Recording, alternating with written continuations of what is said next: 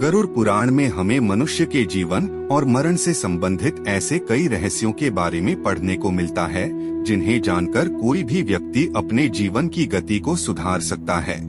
आपने हमारी पिछली वीडियो गरुड़ पुराण भाग 1 में जाना कि मृत्यु के समय मनुष्य के साथ क्या क्या घटित होता है और वह किस प्रकार यमलोक ले जाया जाता है।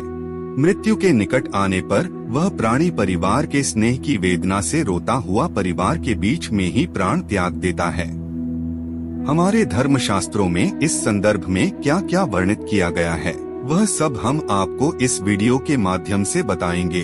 धार्मिक ज्ञान वृद्धि हेतु हमारी चैनल धर्मो रक्षित को सब्सक्राइब करें। अधिक समय न लेते हुए आरंभ करते हैं।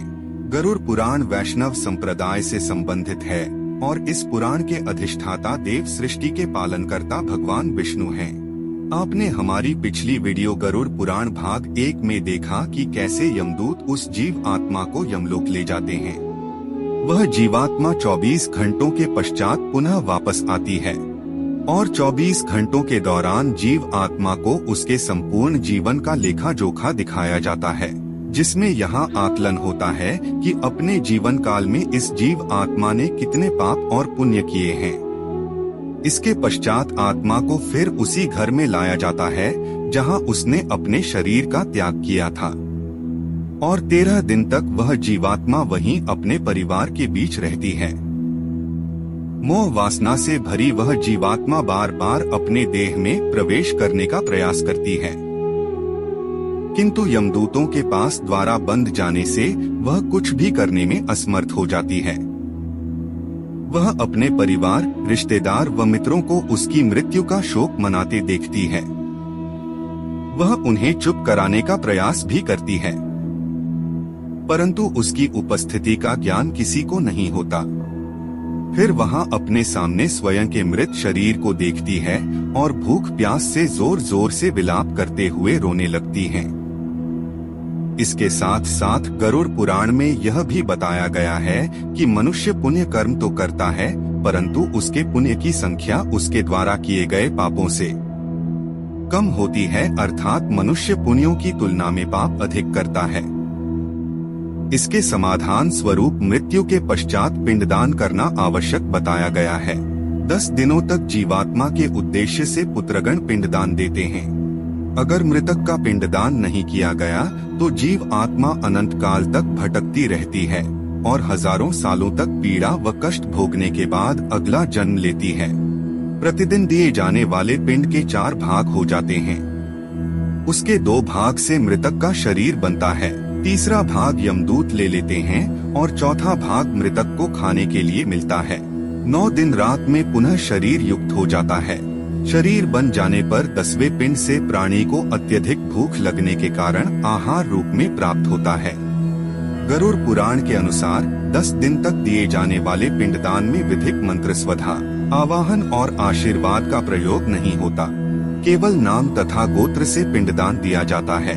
मृतक का दाह संस्कार हो जाने के पश्चात पुनः शरीर उत्पन्न होता है। मृत व्यक्ति के जल जाने पर पिंडदान द्वारा उसे 1 हाथ लंबा शरीर प्राप्त होता है, जिसके द्वारा वह प्राणी यमलोक के मार्ग में अपने शुभ अशुभ कर्मों को भोगता है। पहले दिन जो पिंडदान दिया जाता है उससे मूर्धा, दूसरे दिन के पिंडदान से ग्रीवा और दोनों स्कंद बनते हैं, तीसरे दिन के पिंडदान से हृदय व चौथे दिन के पिंडदान से पृष्ठ भाग उत्पन्न होता है, 5वें दिन के पिंडदान से नाभि, 6ठे दिन के पिंडदान से कटि प्रदेश, 7वें दिन के पिंडदान से भाग, 8वें दिन के पिंडदान से गुरु, 9वें दिन के पिंडदान से तालु व पैर और 10वें दिन के पिंडदान से क्षुधा की उत्पत्ति होती है। जीव आत्मा शरीर प्राप्त करने के पश्चात भूख से पीड़ित होकर घर के द्वार पर रहता है।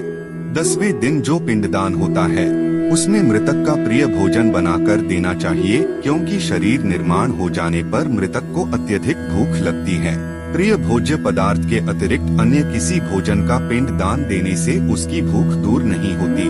11वीं और 12वीं दिन प्रेत भोजन करता है। मरे हुए स्त्री पुरुष दोनों के लिए प्रेत शब्द का उच्चारण करना चाहिए। उन दिनों दीप, अन्न, जल, वस्त्र जो कुछ भी दिया जाता है उसको प्रेत शब्द के द्वारा देना चाहिए, क्योंकि वह मृतक के लिए आनंददायक होता है। 13वें दिन पिंडज शरीर धारण करके भूख प्यास से पीड़ित वह प्रेत यमदूतों के द्वारा महापथ पर लाया जाता है और यहाँ से इसकी यमलोक की यात्रा आरंभ होती है। मनुष्य अपने कर्मों के कारण ही मृत्यु के पश्चात होने वाली यातनाओं को भोगता है। जो व्यक्ति जितना पापी होगा उसका अंतिम मार्ग उतना ही कठिन होता है और वह जितना पुण्यकारी निष्कपट और भागवत प्रेमी होगा उसकी स्वर्ग की यात्रा उतनी ही सरल व सुखदायक होगी। इसलिए हमें यह ध्यान रखना चाहिए कि कर्मों का फल जीते जी ही नहीं अपितु मृत्यु के पश्चात भी भोगना होगा। गरुड़ पुराण का यह भाग हम यहीं पर समाप्त करते हैं। इससे आगे आप अगले भाग में जानेंगे। हमारा उद्देश्य केवल आपके ज्ञान में वृद्धि करना व धर्म के प्रति आपकी जिज्ञासा को बढ़ाना है। यह दी गई जानकारी धार्मिक मान्यता पर आधारित है। हमारा चैनल इसकी पुष्टि नहीं करता है। जय श्री हरि विष्णु।